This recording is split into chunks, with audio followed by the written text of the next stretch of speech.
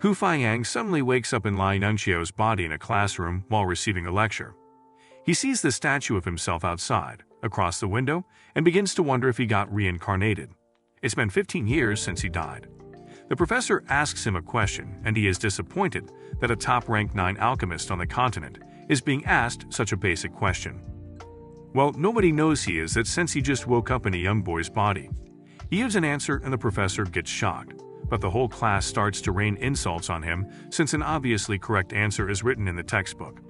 However, the professor confirms that he is correct, and she wonders how he knows the information that was not included in the textbook. She starts to contemplate that his talent could lie in alchemy, as opposed to the incompetence he is known for in martial arts due to his closed chakras. She then asks him some other tougher questions, and he answers them so easily that she even got solutions to some of the difficulties she had been having. She quickly leaves the class and everyone starts to wonder if Lai Yongxiu had suddenly become smarter. He heads to the alchemist tower to see Yang Di, his former disciple, so he can help him fix his weak current body. On entering the tower, he meets the receptionist and asks for Yang Di, but unfortunately, he is told that Yang Di, the former chairman of the association, stopped working there 20 years ago.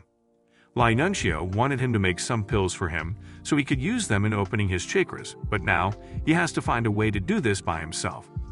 He then tells the receptionist a list of some materials he would need. However, Zhirong, a rank 1 alchemist, interrupts them and tells the receptionist to go and attend to someone. He checks the list and throws it away like trash. He then tells Lai Nunxio to leave as the alchemist tower isn't a place for kids. However, Lai Nunxio detects that Zhirong just recently became an alchemist through some shortcuts he took so he could pass the alchemist exam. Zhirong is shocked but ignores him. However, he gives him attention and starts to beg him when Nunxio tells him the consequence and how he knows the solution to it. Everyone is shocked to see an alchemist bowing to a young boy. Lai Nunxio tells him to find and bring 10 batches of every item on the list to him at the academy. The receptionist reports the event to Lord Lang, a rank 2 alchemist. He asks to check the list of the items the young boy asked for, and he is shocked that he doesn't even know some of the materials listed. He sees it as extremely valuable and tells the receptionist to keep Lai Nunxio around by all means and inform him immediately when next he comes. Lai Nunxio walks along the street and reasons that he has to find other ways since the herbs would be difficult for Zhirong to find. He checks the young boy's storage ring and sees a useful weapon, a sword, he can make use of before he opens his chakras. As he approaches the academy's gate, he is attacked by 2 guys, Du Feng and Lu Ji. Han Bai and Chen Zhen, Lai Yongxiu's best friends, suddenly appear too, to defend him. As they fight, Lu Ji breaks Han Bai's arm. However, Princess Qinruxu appears to defend Lai Yongxiu also, and the 2 guys decide to honor the princess and leave. As they leave, Lai Yongxiu challenges them, and Du Feng dashes at him. He kicks Du Feng on his balls just as he tries to attack him, leaving Du Feng paralyzed. Lu Ji tries to attack him too, and he receives his fair share too. Lai Nunxio's friends are surprised by this, and they ask him if he has by any chance opened his chakras. His friends and the princess begin to fear that Lan Fi, who has opened 7 chakras and has almost broken through to the realm of a marital warrior, would seek revenge on him since Du Feng and Lu Ji are his lackeys. Lai Yongxiu gets to his room and considers that his body is too weak. He decides to train to strengthen his body to at least make up for his closed chakras. He decides to practice the Tarrant body tempering technique he'd acquired from Ao Changkong, the strongest of the 10 martial sovereigns. He gained the cultivation method in his previous life, but died before he could cultivate it. This technique could bring him to the same level as the martial sovereigns once cultivated, even if he can't open his chakras. He starts the cultivation process and starts to feel great pain, as though his body is about to be ripped apart.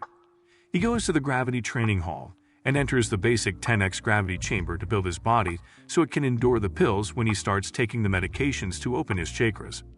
Afterward, he goes to the 10-fold gravity training hall. As he enters the 200-chambered hall, he meets some apprentices also waiting to enter the available chambers. He takes a quick scan with his divine sense and discovers a room that is about to be vacant. He goes there, and as soon as he gets there, the apprentice inside finishes his training and comes out. The other apprentices who have been waiting for hours for vacant rooms are surprised and wonder how he could locate a vacant room very quickly. As he tries to enter the chamber, Yu Hexing, a peak-level martial apprentice with 7 open chakras, blocks the way. After a while, Yu Hexing attacks him with the crouching tiger fist technique, but it doesn't cause any damage to him. Lai Yongxiao critiques his usage of the technique and tells him the proper way to use it if he wants to land a fatal blow. Yu Hexing tries to attack him again, but he uses a strange movement and hits him instead. However, he is disappointed that he couldn't knock him out in one hit due to the weakness of his body. They are all surprised that he could do that without showing a hint of the Yuan energy that is released from those with open chakras. They all soon discover that he is Lai Yongxiao, the young master from the Lai family, the guy who cannot cultivate his strength when a lady named Luo Landuo comes in. Lai Yongxiao had tried severally to woo Luo Landuo before Gu Feiyang reincarnated, but got turned down because he is weak. She told him she would only accept him if he could beat her in a fight. Lai Yongxiao leaves them and enters the chamber. He soon begins his training. He continues to train aggressively for 3 days, even though he is feeling much pain, yet he continues. After 3 days, he comes out of the chamber tattered and wounded, and everyone wonders why he is training so hard even with his closed chakras. They soon find out that he has smashed the black iron stone they have been practicing on for years in the chamber to pieces. He goes to his room to clean up, and he uses the Tarrant body tempering technique to completely heal his wounds. Hanbag comes to tell him that the professor has been looking for him, and that Lan Fei has gone into seclusion for some days to break through the ranks of a martial warrior, so he can come and avenge his lackeys. However, Lai Yongxiao is not that worried. He borrows some money from Hanbag to go buy pills. As he leaves, Lan Fei arrives in the glow of Yuanti, the sign of a martial warrior, and injures both Hanbag and Chen Zhen. When he beholds Lai Yongxiao, he starts to feel uneasy and fearful, so he quickly launches an attack with all his strength. However, Lai Yongxiao withstands his attack and this shocks him.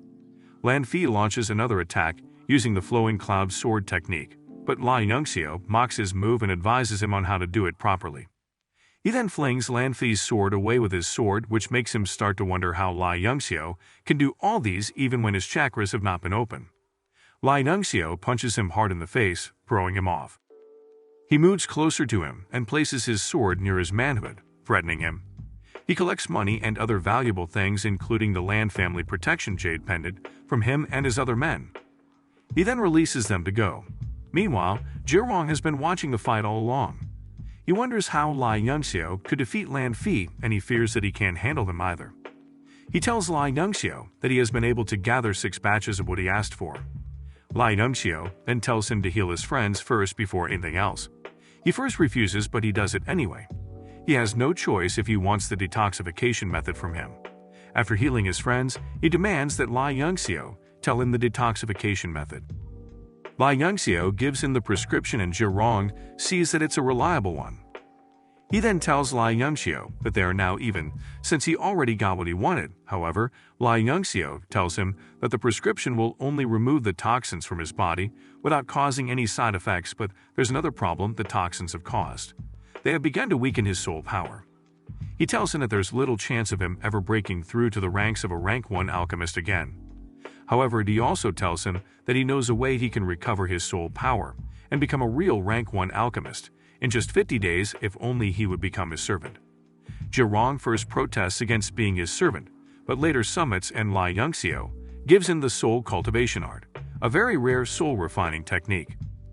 Lai Yongxiao desires to become an existence surpassing even his previous life, breaking through into the realm of the legends, and he is relying on the divine soul expansion technique, which he discovered shortly before his death. He believes this technique must have had something to do with his reincarnation. Using the divine pendant he got from Lan Fei and the materials Jirong got, he practices the cultivation technique and finally opens 5 chakras. Seeing that the jade he got from Lan Fei was very effective in arousing his body's potential, he aims to also obtain the other 4 jade pendants from the Lan family. His 2 friends come to see him and warn him about a potential threat. Lan Fei's half-brother, Lan Xuan, ranked 3rd in the entire academy. Lai Yongxiao makes him his next target instead, as he needs to get his hand on his divine pendant also. Lan Fei goes to see his uncle, Wang Feng, to help him get his divine pendant back from Lai Yongxiao. Wang Feng, a teacher in the academy, tells him that he will find a way to use the academy's rules to expel Lai Yongxiao. At the academy's annual assessment, that will be held in 7 days as long as Lai Nunxio can't show his chakra glow. They will then retrieve the jade from him as soon as he leaves the academy. Lan Fi feels that 7 days is too long to have Lai Yangxiu expelled and comes up with a plan to get him expelled before then. Lu Yangxiu receives a letter while practicing his cultivation in his room. He checks it and sees that it's a love letter from Lu Landuo, asking that they meet up at Maple Grove. He dresses up and leaves. Meanwhile, some guys were sent by Lan Fi to plant some things in his room while he is away. However, unknowingly to them, Lai Nunxio finds out.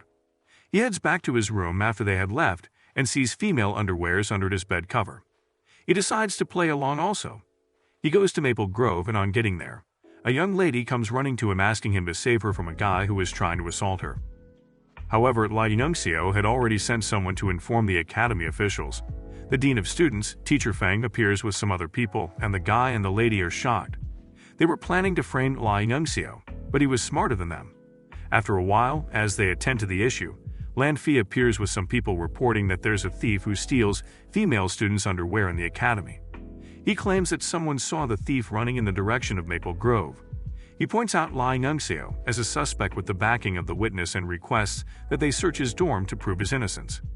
Lai Nunxio agrees and decides to take them to his dorm. On getting to Lai Nunxio's dorm, they are surprised to meet Wang Feng, Lan Fi's uncle, already waiting there. Wang Feng tells them he hears that a perverted thief is causing trouble and is there to observe and capture the thief. After a while, they all head into Lai Nunxio's dorm to search. Meng Kun, the witness, is told to do a thorough search, and after much searching, he is shocked as he doesn't find any evidence to prove that Lai Nunxio is guilty as he was expecting. He whispers to Lan Fi that he can't find what they planted in Lai Nunxio's room, and Lan Fi gets shocked. Wang Feng, knowing that their plans did not work out, makes up excuses and says the school will look into the matter. He tries to leave, but Lai Nunxio protests that Lan Fi must give him an explanation for what just happened. Lai Nunxio accuses Meng Kun of bearing a false witness and says Lan Fi, his boss, must be responsible for this. He then says they must search Lan Fi's dorm too. On getting to Lan Fi's dorm, with nothing to hide, he willingly tells them to search his whole room. After a while, a chest is brought out, and when Lan Fi opens it, they shockingly find several female underwears in it. A piece of information also reveals that Lan Fi forces his lackeys to do horrible things. Everyone starts to demand justice. Wang Feng is surprised that Lai Nunxio could be that good at scheming. Lan Fi begs his uncle to help him, but his uncle despises him and leaves. Soon, the academy's verdict was released, and Lan Fi was expelled. Hanbai informs Lai Nunxio about the expulsion and tells him they are doomed to fail as the year's examiner is Wang Feng. Lu Yangxiu doesn't budge. He says he will also kick Wang Feng out along with Lan Fi if he tries to do anything. He then asks about Lan Xuan, and Hanbai panics as he replies that Lan Xuan has already announced that he will avenge his brother. Instead, Lai Yangxiu sees this as an opportunity to obtain his divine stone. Meanwhile, at the Tower of the Alchemist Guild, Professor Yunsheng makes an upper first-tier quality axe based on the solution Lai Yangxiu gave her in class. She presents it to Shihan, the president of the guild, and he commends her. He then asks her how she could do it, as she had always failed in the past examinations, and she tells them the solution Lai Yangxiu gave her. The masters are all surprised and commend her smartness for discovering a solution, as they celebrate her in Zhirong. As the country's rising star, Su Yuantio, one of the alchemist guilds, spills that Zhirong is severely poisoned from cheating to pass his assessment. However, he gets disappointed when Zhirong shows them he is in good condition. He has been following Lai Yangxiu's prescription. Su Yuantio is shocked and decides to use his divine sense to examine him to expose him still. The force of Zhirong's soul power pushes him away, and he is shocked at how Zhirong's soul power could be this strong. He starts to feel enormous pain and begs that the president allow him to retire and return to his birthplace to spend the rest of his life there. Su Yuanchio's soul power had reduced, and his body had aged due to Zhirong's strike. Zhirong is surprised at the result he could achieve in just 5 days of practicing Lai Nunxio's soul training technique. The president is amused by his progress. After that, Nunsheng tells Zhirong she wants him to guide one of her students, who has great potential to become an apprentice alchemist. Not knowing it is Lai Nunxio, Zhirong tells her that he will take him in only on the condition that he meets the minimum standards of an apprentice alchemist. 3 days later, there's the annual exam at Jiaolan Academy, and the exam is used to promote the students who pass and eliminate the students who fail. Wang Yang is the examiner in the stead of Professor Yunsheng and seeks to make Lai Yunxio fail, this time to avenge his nephew, Lan Fi. He changes the rule of the exam in this regard, stating that every student must open their chakra and be able to throw a punch with a force of over 1,000 pounds if they want to pass. He asks who would be the first to be assessed, and Lai Yunxio steps out confidently. He opens all 7 chakras, and everyone becomes shocked. He then then leaves a large crack on the rock with a powerful punch that makes everyone compare him to a martial warrior. This leaves Wang Yang dumbfounded, as he never expected him to be that powerful. Lai Yongxiu excuses himself and takes his leave. As he leaves, Lan Xuan arrives and gives him a battle challenge letter to avenge his brother. He tells Lai Yongxiu to either get on his knees and apologize for messing with the Lan family or accept the challenge and get completely destroyed. Lai Yongxiu's friends get scared for him